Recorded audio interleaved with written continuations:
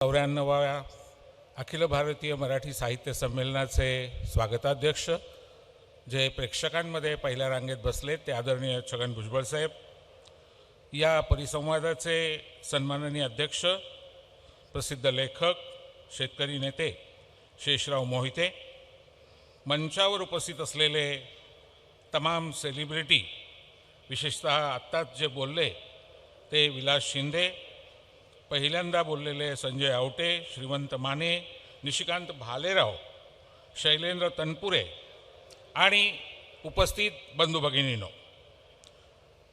खरं म्हणजे माझ्या आधी खूप महत्त्वाची मांडणी झालेली आहे आणि माझं काम खूप सोपं झालेलं आहे असं मी मानतो. मित्रहो, शेती हा जगातला सर्वात प्राचीन उद्योग आहे, पण अजूनही त्याला उद्योगाचा दर्जा मिळालेला नाही आहे. शेती हा जगातला सर्वात प्राचीन उद्योग असून सुद्धा त्याला उद्योगाचा दर्जा का मिळत नाही, या प्रश्नाच्या उत्तरामध्ये शेतकऱ्याचं दुर्दैव, दुस्सह परिस्थिती किंवा दुरावस्था याची उत्तरं दडलेली आहेत का आपण शोधलं पाहिजे. मित्रहो, नाशिकमध्ये हा परिसंवाद होतोय याचं मला विशेष महत्त्व यासाठी आहे की नाशिकमध्ये शेतकऱ्यांनी केलेलं काम जसं ठळकपणाने आपल्यासमोर आहे. विलासराव आत्ताच बोलले, इतरांच्याही बद्दल निशिकांत सरांनी माहिती सांगितली, तनपुरेंनी काही लोकांच्याबद्दल सांगितलं. त्या पार्श्वभूमीवर नाशिकमध्ये ही चर्चा होणं एक बाजू ही आहे, दुसरी बाजू ही आहे की मराठी भाषेला अभिजात दर्जा मिळावा म्हणून जो रंगनाथ पठारे समितीने अहवाल तयार केला आहे, त्या समितीचा एक समन्वयक म्हणून, त्या कामामधला एक घटक म्हणून आपल्याला मला सांगू द्या की मराठीतला पहिला ग्रंथ गाथा सप्तसती जो 2000 वर्षांपूर्वीचा आहे, गाथा म्हणजे कविता, सप्तसती म्हणजे 700 कविता, या पहिल्या ग्रंथामध्ये टकले साहेब या विषयाचा उल्लेख आहे. बघा, 2000 वर्षापूर्वीच्या गाथा सप्तसतीमध्ये गाथा नंबर 18 असं म्हणते, गरीब शेतकऱ्याच्या कपड्याची सुद्धा इतकी दुर्दशा आहे, इतकी ओढाताण आणि दुरावस्था आहे की ते सारं असह्य झाल्यामुळे धुवून वाळत घातलेले जुने कपडे बिचारे त्याच्या दशादशातून वाहणाऱ्या पाण्याच्या रूपाने जणू काय अश्रूच ढाळीत आहेत. 2000 वर्षापूर्वीच्या या ग्रंथामध्ये शेतकऱ्याच्या दुःखाचं, दुर्दैवाचं, दुरावस्थेचं वर्णन येतं आणि हा ग्रंथ नाशिकला लिहिला गेलेला आहे, कारण गोदावरीच्या काठावर हा ग्रंथ तयार झाला. 50 शेतकऱ्यांच्या कविता या ग्रंथामध्ये आहेत. खरं म्हणजे या विषयाची अगदी मांडणी करायची तर गाथा सप्तसतीपासून आपल्याला करता येऊ शकेल, पण मी त्या तपशिलात जाणार नाही, कारण 10-15 मिनिटात बोलायचं आहे. मी फक्त पटपट मुद्दे सांगत जाणार. 37 नंबरची गाथा असं म्हणते संजयराव, शेतकऱ्याला पेरणी करायची आहे, पाऊस उत्तम झाला आहे पण बियाणं नाही आहे, आणि मग शेतकऱ्याची बायको त्याला म्हणते, निशिकांतजी काळजी करू नका, तुमचं फाटलेलं धोतर आणि माझं फाटलेलं लुगडं आपण जुन्या बाजारात विकू आणि बियाणं आणू. तेव्हा 2000 वर्षापूर्वी सुद्धा शेतकऱ्याला जुने कपडे बाजारात विकून बियाणं आणावं लागत होतं, याचा पुरावा या मराठीतल्या पहिल्या ग्रंथामध्ये आहे. मित्रहो, इथे मी न थांबता पटकन उडी मारून पुढे येतो. निशिकांत सरांनी शेतकऱ्याचा असूड आपल्याला दाखवला आणि सांगितलं की आमची भूमिका काय आहे ती शेतकऱ्याच्या असूडद्वारे स्पष्ट होते. अतिशय योग्य पद्धतीने त्यांनी आपल्याला सांगितलं. महात्मा फुलेंच्या समग्र वाङ्मयाचा एक अभ्यासक आणि संपादक या नात्याने 3 गोष्टींचा उल्लेख मला करावासा वाटतो. शेतकऱ्याचा असूड हा असा पहिला ग्रंथ आहे संपूर्ण भारतीय भाषांमधला ज्याने शेतकऱ्याच्या दुरावस्थेचं चित्र अतिशय खणखणीतपणानं समग्र वाचकांसमोर मांडलं, राज्यकर्त्यांसमोर मांडलं. महात्मा फुले त्या पुस्तकात असं म्हणतात की आमचा शेतकरी गाडीभर भाजीपाला, ते माळवं म्हणतात, बाजारात घेऊन जातो आणि जेव्हा त्याला मोबदला मिळतो तेव्हा त्याच्या लक्षात येतं की गाडीभर आणलं होतं पण मोबदल्यावर विचार करायचा तर तळहात सुद्धा रिकामा आहे आणि भर दिवसा त्याच्या तळहातावर रिकाम्या तळहातावर चांदण्या चमकत असतात. आणि पुढचं वाक्य अत्यंत विदारक आहे. महात्मा फुले म्हणतात, शेतकऱ्याचं तो लक्षात येतं की लागवडीकडे केलेला खर्च भरून आलाच नाही, गाडी भाडे मात्र अंगावर पडलेले आहे. आणि मग गाडी भाडे अंगावर पडणं हे आम्ही पुण्यावरनं नाशिकला येताना नेहमी बघतो. नारायणगाव असेल, आळेफाटा असेल, पुढच्या सगळ्या भागामध्ये कधीतरी रस्त्याच्या त्या हायवेच्या कडेला टोमॅटोच्या गाड्या टाकून दिलेल्या असतात, कोथिंबिरीच्या जुड्या फेकून दिलेल्या असतात, अनेक गोष्टी त्या ठिकाणी शेतकऱ्यांनी फेकून दिलेल्या असतात. कारण बाजार इतका खाली आला आहे की आपण या वस्तू घेऊन गेलो तर आपल्या नेणे आणण्याचा डिझेलचा खर्चसुद्धा निघणार नाही, हे शेतकऱ्याच्या लक्षात येतं. मग 1883 सालच्या महात्मा फुलेंच्या या पुस्तकामध्ये फुले जेव्हा म्हणतात की शेतीला 24 तास आणि 365 दिवस पाणी कसं मिळेल, शेतीचं आधुनिकीकरण कसं होईल, शेतकऱ्यांच्या मुलामुलींना परदेशात पाठवून त्यांचं शिक्षण करून आपण कसं आणू, हे सांगताना फुले एक वाक्य वापरतात ज्याचा उल्लेख सगळ्या वक्त्यांनी जवळजवळ केला आहे. ते म्हणतात, मुळात शेती आणि शेतकऱ्यांचे प्रश्न हे राजकीय, आर्थिक आणि धार्मिक आहेत. आजही धार्मिक पर्यटन जर तुम्ही पाहिलं, आजही हरिनाम सप्ताह आणि हे सगळे जर का मंदिरांचे प्रयोग तुम्ही पाहिले तर अत्यंत दारिद्र्यात असलेल्या शेतकऱ्यांची मुलं, आमचे सगळे शेतकरी ज्या पद्धतीने वर्गण्या काढतात, उपाशी पोटी राहून वर्गण्या काढतात, त्यातनं तुमच्या लक्षात येईल की हा प्रश्न फुले म्हणत होते तसा आजही धार्मिक, शोषणाचा, राजकीय व्यवस्थेने निर्णय घेण्याचा आणि आर्थिक आहे. या पार्श्वभूमीवर एका पुस्तकाकडे श्रीमंतजी तमाम मराठी जनांचं दुर्लक्ष झालेलं आहे, त्याच्याकडे आपलं लक्ष वेधू इच्छितो. परवानगी असू द्यावी. बरोबर 100 वर्षांपूर्वी डॉक्टर बाबासाहेब आंबेडकर यांनी पुस्तक लिहिलं, small holdings in India and their remedies. Takle साहेब, बाबासाहेब आंबेडकरांनी शेतीच्या प्रश्नावर 100 वर्षापूर्वी पुस्तक लिहिलं, पण त्याचा उल्लेख शरद जोशींपासून अनेक अभ्यासकांनी केलेलाच नाही. कारण तनपुरेजी असं काही आंबेडकरांचं पुस्तक आहे हे ना आम्ही आंबेडकरवाद्यांनी सांगितलं, ना शेतकरी नेत्यांनी वाचलं, ना अभ्यासकांपर्यंत ते पोचलं. काय म्हणतात बाबासाहेब आंबेडकर? बाबासाहेब आंबेडकर म्हणतात की शेतीचे तुकडे पडत आहेत, जितकी मुलं जितक्या मुली तेवढे तुकडे जास्त. तुकडे पडले की शेती परवडणार नाही, हे खरं आहे, पण एवढंच कारण नाही आहे. ते म्हणतात, the burden on the agriculture is basically excess. आणि मग ते जे ओझं आहे ते तुम्हाला शेतीवरनं दुसरीकडे वळवावं लागेल. त्यामुळे शेती सोडा, शेतीतनं बाहेर पडा, उद्योगात जा, व्यापारात जा, शिक्षणात जा, सेवा क्षेत्रात जा, असं सांगणारे पहिले विचारवंत, पहिले अर्थशास्त्रज्ञ भारतातले 1918, 19, 20, 21च्या काळामध्ये बाबासाहेब म्हणतात, शेतीमध्ये एकाच मुलाला थांबवा, एकाच मुलीला थांबवा, बाकीच्यांना शेतातनं बाहेर काढा, सहकारी गल्ले स्थापन करा. आणि तिथे बाबासाहेब म्हणतात की शेतीला उद्योगाचा दर्जा मिळण्यासाठी जोपर्यंत शेतकरी लढत नाहीत तोपर्यंत हा प्रश्न सुटणे नाही. ते असं म्हणतात की दारिद्र्याचा प्रश्न हा मूलतः शेतीचा प्रश्न आहे. आणि पुढे जाऊन ते असं म्हणतात की जर का तुम्हाला रोजगाराचा प्रश्न सोडवायचा असेल, त्याचा उल्लेख विलासरावांनी केला की 70 कोटी लोक आज शेती करतायत, 55% लोक शेतीतनं रोजगार मिळवत आहेत.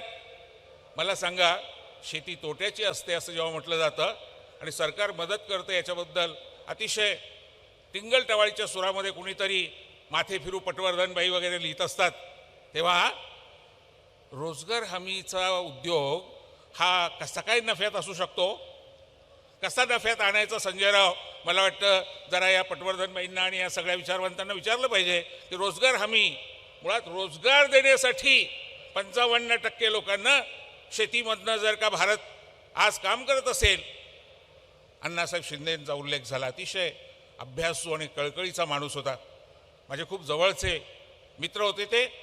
ते असं सांगायचे की मुळात पंजाबचा शेतकरी आणि महाराष्ट्रातला शेतकरी यांचा जेव्हा मी विचार करतो तेव्हा महाराष्ट्राचं जीवनमान उंचावलेलं आहे. आणि हे खरं आहे की आज महाराष्ट्र हा शिक्षणापासून, उद्योगापासून सगळ्या क्षेत्रामध्ये तामिळनाडूच्या बरोबरीनं ज्याला आपण ह्युमन डेव्हलपमेंट इंडेक्स म्हणतो त्याच्यामध्ये आहे. या पार्श्वभूमीवर महाराष्ट्रामध्ये यशवंतराव चव्हाण, शरदराव पवार, वसंतदादा पाटील, अण्णासाहेब शिंदेपासूनची, शरद जोशींपासूनची मंडळी या प्रश्नाचा अत्यंत सखोलपणाने विचार करत असताना हा प्रश्न सोडवायचा कसा, तर याची जादूची कांडी गेली 7 वर्ष नरेंद्र महाराज नावाच्या एका माणसाच्या हातात आहे असं ते सांगतायत. आणि या नरेंद्र बाबाच्या नादी सगळा भारत लागलेला असल्यामुळे त्यांनी काय घोषणा केली टकले साहेब, शेतकऱ्याचं उत्पन्न मी दुप्पट करणार. पण या मन की बातचा खरा अर्थ असा होता की आधी निम्म करणार, आहे त्याच्या निम्म करणार, आणि नंतर चौपट म्हणजे वाटोळं करणार. त्यामुळे शेतकऱ्याला मी भिकारी करणार. असा राज्यकर्ता जेव्हा शेतकरी निवडतात आणि तो देशावर 7 वर्ष जादूची कांडी हातात असल्यासारखा अत्यंत भंपकपणानं दुप्पट करणार म्हणत म्हणत, शेतकऱ्याच्या हिताचं आणि फायद्याचं म्हणत म्हणत शेतकऱ्यांना कापायला, शेतकऱ्यांना खलिस्तानी देशद्रोही ठरवायला आणि सर्व प्रकारचं दमन, सर्व प्रकारचं शोषण करत करत एक टिंगल-टवाळीचा विषय शेतकरी बनवताना आपण बघत असताना आपल्या विषयात काय म्हटलंय की सेलिब्रिटी का भूमिका घेत नाहीत, कलावंत का भूमिका घेत नाहीत, लेखक का भूमिका घेत नाहीत. खरं सांगू, याचं उत्तर एका वाक्यात आहे. सगळे सेलिब्रिटी, कलावंत, लेखक हे इन्कम टॅक्स भरणारे आहेत आणि शेतकऱ्याला इन्कम टॅक्सच नाही आहे. त्यामुळे हितसंबंधच विरोधात आहेत. तुम्ही काय करताय, तुम्ही विरोधी छावणीकडनं अपेक्षा करताय की त्यांनी आमच्या प्रश्नावर भूमिका घेतली पाहिजे. ते घेणारच नाहीत, कारण त्यांचे हितसंबंध नेमके तुमच्या उलटे आहेत. मी माझा एक छोटा अनुभव सांगतो. काळभोर नावाचे एक द्राक्ष बागायतदार संघाचे अध्यक्ष संजयराव, जुनी गोष्ट आहे 30 वर्षापूर्वीची, त्यांचा मला फोन आला आणि ते म्हणाले की हरी, तुझ्याकडे एक पुस्तक आहे असं मला कळलं आहे, 50,000 रुपये खर्च करायची माझी तयारी आहे विलासराव, पण मला ते पुस्तक पाहिजे. मी म्हटलं 50,000? कोणतं पुस्तक? ते म्हणले शेतकऱ्याचा आसूड. हो म्हटलं 50,000 कशाला, 10 रुपयाला मिळतं आहे. पण तुमची 50,000 खर्च करायची तयारी कुणामुळे झाली? ते म्हणले पु ल देशपांडेंनी मला सांगितलं आहे की ते पुस्तक महत्त्वाचं आहे. सेलिब्रिटीच्या शब्दाला ही किंमत असते, सेलिब्रिटीच्या शिफारशीला ही किंमत असते. आणि म्हणून मित्र हो, पुलंनी मला ते पुस्तक वाचायला सांगितलं आहे असं म्हणल्यानंतर माझ्या काळभोरची 50,000 रुपये मोजायची तयारी असते. पण त्याच काळभोरांच्या आजच्या पिढीला आम्ही जर हे सांगायला लागलो की बाबांनो, गेल्या 2-3 वर्षामध्ये मराठीमध्ये अतिशय चांगली पुस्तकं या विषयाच्याबद्दल आली आहेत. श्रीकांत देशमुखची पिढीजात नावाची कादंबरी, जी प्रत्येकाने वाचलीच पाहिजे असं मला वाटतं.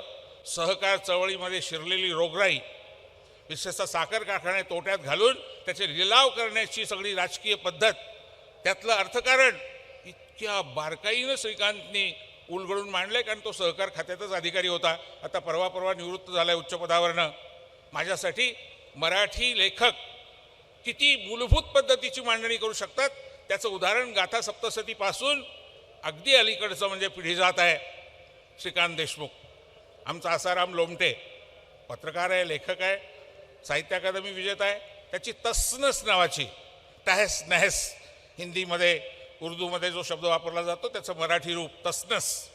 शेतकरी आंदोलन, शेतकऱ्याचं आजचं जगणं, मराठवाड्यातली पार्श्वभूमी आणि परिस्थिती याचं इतकं जिवंत चित्रण या कादंबरीमध्ये आसाराम लोमटेंनी केलंय की हे पुस्तक तुम्ही वाचायलाच हवं मित्र.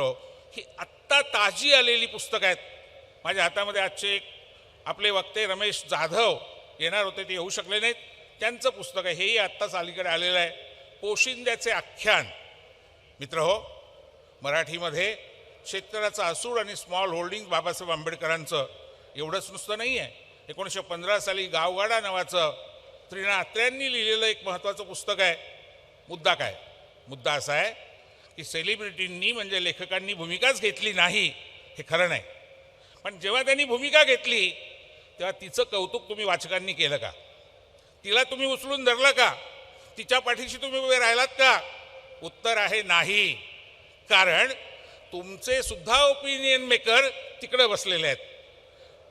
या शेतकऱ्याच्या प्रश्नाचं खरं दुःख हे आहे की आमच्या शेतकऱ्याचा सुद्धा ओपिनियन मेकर जो आहे ना, तो TRP आणि TG श्रीमंत जे म्हणत होते त्यांच्यावर आहे. मग मित्र हो, ट्विटरवर आमचे सेलिब्रिटी जेव्हा एखादं ट्विट करतात त्यांना त्यातनं लाखो रुपये कोट्यावधी रुपये मिळतात. पण किती लोक ट्विटर वापरतात? परवा भारतीय माणूस ट्विटरचा प्रमुख झाला त्यावेळेला एका वर्तमानपत्रानं लिहिलं 1,75,00,000. म्हणजे 135 कोटीच्या भारताचं सगळं भवितव्य 1,75,00,000 लोकांच्यावर ठरवलं जातं. मी मालिका आणि चित्रपटाच्या क्षेत्राशी अलीकडे संबंधित आहे. तुम्हाला माहिती आहे 1,00,000 कोटी रुपयाचा व्यवसाय या electronic media, print media, social मीडियाच्या माध्यमातून भारतात दरवर्षी होतो. आणि विलासराव, आता अमेरिकेला सुद्धा भारताने मागे टाकलं आहे. आज रोजी मीडियावर जो 1,00,000 कोटी रुपयाचा रेव्हेन्यू खर्च होतो त्याच्यामध्ये क्रमांक 1 चीन आहे, क्रमांक 2 जपान आहे आणि क्रमांक 3 भारत आहे. भारताने अमेरिकेला सुद्धा मागे टाकलं आहे. पण त्याचा TRP फक्त 30,000 घरांद्वारे मोजला जातो. त्याचा TRP फक्त पुणे, मुंबई, ठाणे, नाशिक, कोल्हापूर अशा मोजक्या शहरांच्या आधारे मोजला जातो. मला असं वाटतं की जोपर्यंत असे बेसिक प्रश्न आपण विचारत नाही तोपर्यंत या प्रश्नाची उत्तरं शोधण्याच्या दिशेने आपण जाऊ शकत नाही. वेळ संपत आलाय म्हणून 3 गोष्टींचा उल्लेख करून थांबणार आहे. माझे मित्र अरविंद नेरकर जे महात्मा फुले कृषी विद्यापीठाचे कुलगुरू होते, त्यांचं पुस्तक अलीकडे मी वाचलं, संजयराव, अफाट ताकदीचं पुस्तक. त्याच्यामधले 2 मुद्दे ते म्हणतात, नोबेल हा सर्वोच्च सन्मान मानला जातो, पण नोबेलच्या तोडीचा कृषी आणि अन्न क्षेत्रामधला महालनोबिस पुरस्कार तो भारतातल्या आणि महाराष्ट्रातल्या अनेक लोकांनी मिळवला आहे. पण ते सेलिब्रिटी नाही झाले, त्यांच्याकडे आमचं लक्ष नाही गेलं. अहो, आमच्या लोकांनी 1970 ते 2020च्या काळामध्ये 6 पट अन्नधान्याचं उत्पादन वाढवून दाखवलं. स्वामीनाथन एकटे नाहीत, स्वामीनाथन महत्त्वाचे आहेत. कुरियन एकटे नाहीत, कुरियन महत्त्वाचे आहेत. कुरियनना मी विचारलं होतं की तुम्ही 5 लाख दूध संघ उभे केले, तुमचा आवडता कोणता?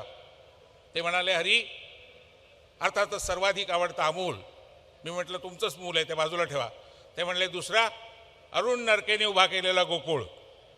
माझे मोठे बंधू अरुण नरके, विलासराव, जे करू शकतात, तुम्ही जे करू शकता, आमची बाकीची मंडळी जे करू शकतात ते नक्कीच चमत्कार आहेत. पण त्याच्याकडे लक्ष जाणं आणि आमच्या शेतकऱ्याला तो आदर्श वाटणं, त्याचं आकर्षण म्हणणं हे होत नाही. त्याचं कारण आमचं सुद्धा विचार विश्व धार्मिक, आर्थिक, राजकीय शक्ती नियंत्रित करतात. पुढचा मुद्दा आंतरराष्ट्रीय राजकारण आणि आंतरराष्ट्रीय बाजारपेठ.